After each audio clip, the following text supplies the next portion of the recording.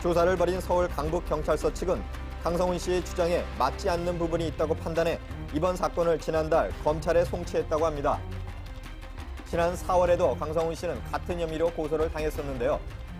지난 4월 달에 강성훈 씨가 역시 차량을 담보로 5억 원 정도를 빌렸는데 이것을 갚지 않았다는 혐의로 또한 고발을 당한 적이 있습니다. 그런데 당시 강성훈 씨는 경찰 조사에서 1억 원 정도의 이자를 2달 후에 갚았고 그리고 5억 8천만 원 원금도 역시 갚았다는 주장을 폈습니다. 고소인 측과의 주장이 맞지가 않아서 경찰 수사가 좀 지지부진한 그런 상황을 좀 보여왔었습니다. 당시 강성훈 씨는 억울하다며 혐의를 부인했었습니다. 또다시 불미스러운 사건의 주인공이 된 강성훈 씨. 이번 사건의 결과는 앞으로의 검찰 수사를 좀 더 지켜봐야 할 것 같습니다.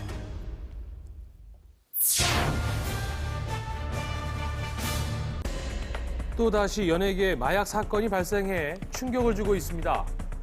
서울지방경찰청 마약수사대는 지난 2일 상습적으로 대마초를 피운 혐의로 힙합그룹 슈프림팀의 멤버 24살 강민호 씨를 불구속 입건했다고 밝혔는데요. 이센스라는 예명으로 활동하고 있는 강민호 씨. 지난 2009년 10월부터 지난 9월까지 서울 당산동 자신의 집과 홍대 클럽 등에서 10여 차례에 걸쳐 언더그라운드 가수와 래퍼 등 지인들과 함께 대마초를 피운 혐의를 받고 있습니다. 경찰은 지난 9월 강 씨를 검거해 조사했다고 하는데요. 소변과 모발 검사를 한 결과 양성 판정이 나왔다고 합니다. 강민호 씨는 경찰 조사에서 대마초를 흡연하면 마음이 편해지고 창작 능력이 오르고 집중도 잘 되는 것 같았다고 진술한 것으로 전했는데요. 2일 오후 기자회견을 자청한 강 씨는 이 자리에서 대마초 흡연 사실을 시인하고 팬들과 소속사 관계자들에게 머리 숙여 사죄드린다며 연예활동 중단 의사를 밝혔습니다.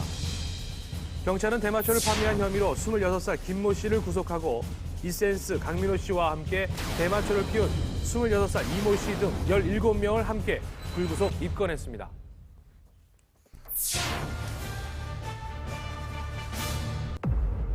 영화 감독 겸 코미디언 심영래 씨가 뺏었던 횡령과 총기 불법 개조 혐의 등으로 출국 금지됐습니다.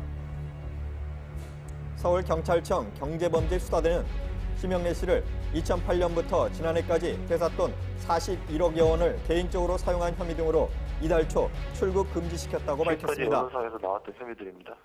새롭게 밝혀진 건 없고요. 회사 자금 횡령 이런 의혹도 있고, 네. 그다음에 총기 개조해가지고 사용했다는 의혹도 있고요. 출국 금지라고 하는 거는 이제 앞으로 조사가 필요한데 외국에 나가면 저희가 조사를 못하지 않습니까? 그런 차원에서 하는 거니까 너무 큰 의미를 둘 필요는 없습니다. 또한 심영래 씨는 개인과 법인 명의로 보유한 가스총 10정을 불법 개조한 혐의도 받고 있는 것으로 알려졌습니다. 경찰에 따르면 심영래 씨가 2009년 10월에 투자금을 돌려달라는 투자자를 위협하기 위해 권총을 불법 개조하고 가스총을 발사했다는 진술을 확보했다고 하는데요. 조만간 심영래 씨를 불러 조사할 예정이라고 합니다. 경찰은 이와 함께 영화 라스트 갓파더 제작에 약 42억 원의 국비가 지원된 과정에서 공공기관 간부들의 배임 행위가 있었는지 등을 조사 중이라고 합니다. 한편 경매에 나온 영구아트 본사는 지난달 말 열린 경매에서 최종 40억 원에 낙찰됐다고 하는데요. 현재 심영래 씨 소유의 서울 강남의 아파트 2채도 경매가 진행 중에 있습니다. 지난 8월 직원들의 임금 체불 혐의로 고발당한 이후 끝없이 추락하고 있는 심영래 씨. 심영래 씨가 고의로 월급을 누락했다, 지급하지 않았다라는 의혹을 사고 있기 때문에 심영래 씨가 그동안 참 한국 영화 발전에 지대한 공헌을 했고 또 개그맨으로서도 시청자들에게 많은 웃음을 주었음에도 불구하고 그가 대중들에게 도덕적으로 비난을 받는 그런 이유가 되겠죠.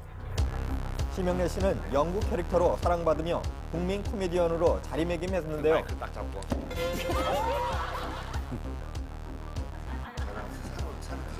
또한 한국형 SF 영화의 선구자로 인정받기도 했습니다. 우리나라 영화도 이런 외국 시장에 나와서 대메이저 영화들하고 똑같이 던질 수 있다는 거, 저는 참 그게 자랑스럽습니다.